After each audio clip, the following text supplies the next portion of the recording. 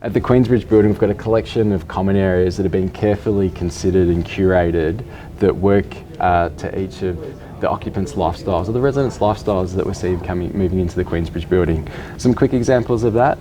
On the ground floor, as an example, we've got a small providor, so I can get coffee and a loaf of bread, but also we can get pre-packaged, finish at home meals, which is a big part we see of the current hospitality venture in Melbourne. Basically collecting our favourite restaurants and their finish at home meals directly in the building for the residents.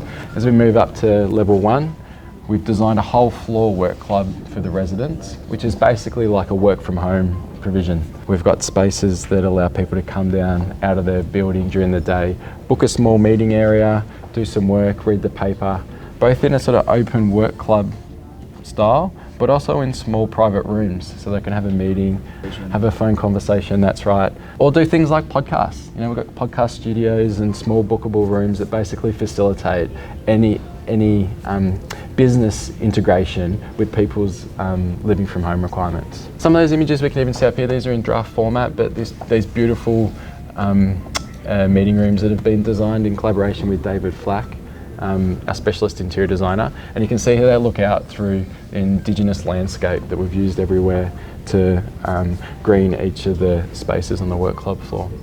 Architecturally, we've got this heavily crafted building that comes out of the brand platform for Time and Place. They have strong links to North America, and particularly a lot of the projects coming out of New York. So a couple of the particular product plans, like this beautiful 1-bedroom, this is apartment 8. We really love this because it has a similar big curved window to the similar 2-bedroom apartment on the eastern side. And that view, with the position of the living room and dining, is to look south back through 2 big windows, which is unusual to get in a 1-bedroom apartment. We've effectively got 12 metres of frontage for a 1-bedroom apartment. And the view south, because we sit right on the edge of the South Melbourne precinct, we get that big uninterrupted view to the south, and that basically spans all the way from the MCG and the sports complex through the Botanical Gardens, out to Albert Park, where we have the Grand Prix race, and then out to the bay. So we love that connection of the southern apartments and their connection to South Melbourne, and the beautiful vantage out to the water. You can see in these images at the top, that view is really available all the way down the building on the south, because we don't come in contact with any other buildings around us, which is really great as well, so protected view line. Similarly, facing south, we've got type 7. So this is a 2-bedroom apartment where we've got obviously the bedrooms separated by a central living space. That's really great, we think, for getting 2 people to share a 2-bedroom apartment, so whether they're renting or living together, we like them being separated. But you can see even into these 2-bedroom apartments, we've got a fully integrated kitchen with a big island bench.